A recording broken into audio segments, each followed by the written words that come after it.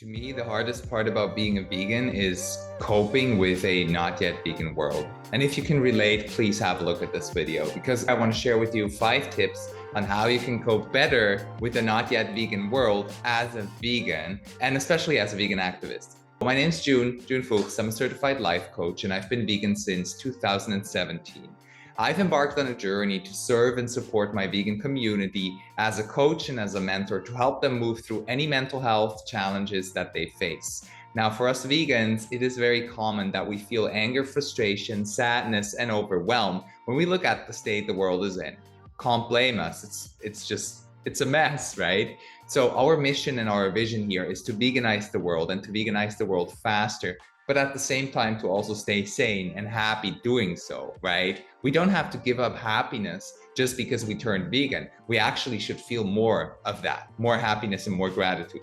So let's have a look at the 5 tips that I have for you today. The tip number 1 for you to stay happy and sane is to especially reserve your mornings for self-care.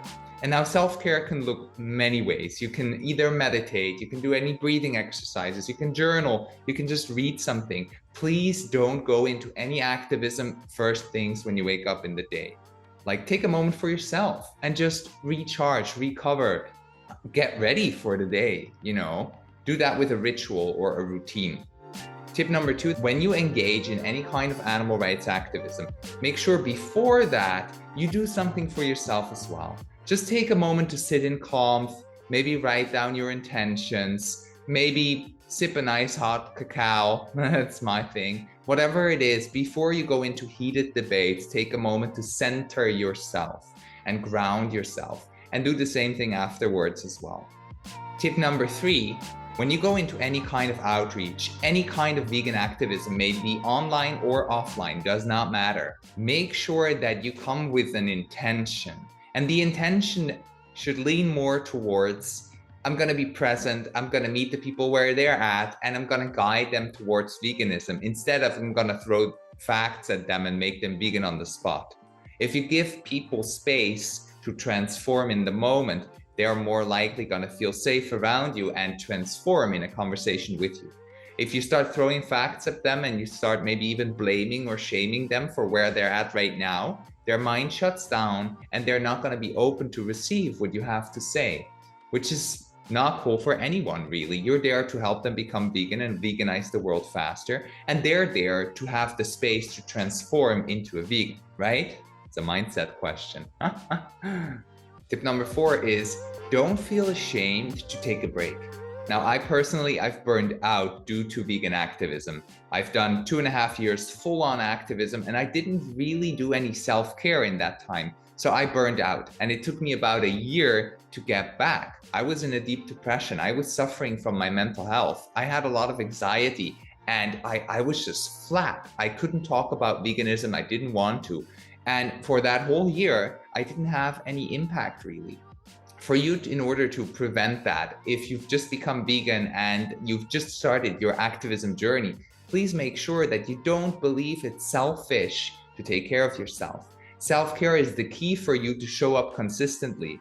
And in my journey, and with all the people that I've spoken to and interviewed for my podcast or my YouTube channel, I've learned that the long-term vegans all also say the same thing. You got to take care of yourself along the way, because it is deeply traumatizing to be consistently exposed to animal abuse. It really isn't easy.